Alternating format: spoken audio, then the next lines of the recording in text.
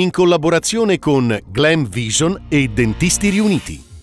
In America le bollicine metodo classico italiane non sfondano, serve un'alleanza del Made in Italy, prevalgono i distinguo. In Francia il brand Champagne prevale sul prodotto. Avio, turisti lasciano il cancello della Maiga aperto mettendo in fuga le vacche. Disattenzione che costerà cara all'allevatore. Purtroppo 2 sono morte. Studio dell'Euro Research. Dormire in alta quota è come dormire su un albero sotto cui passano le tigri. Bisogna stare in allerta, ma se ci si allena lo si sopporta meglio. Piemonte. Non un attacco, ma una reazione istintiva. Il guardiaparco sul pastore morso da un lupo, sorpreso dall'arrivo dell'allevatore mentre si difendeva dal maremmano.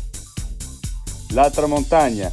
Tanti itinerari storici abbandonati e dimenticati. Il 2003 per gli alpinisti è l'anno di passaggio a condizioni sempre più deteriorate. Un patrimonio culturale in bilico?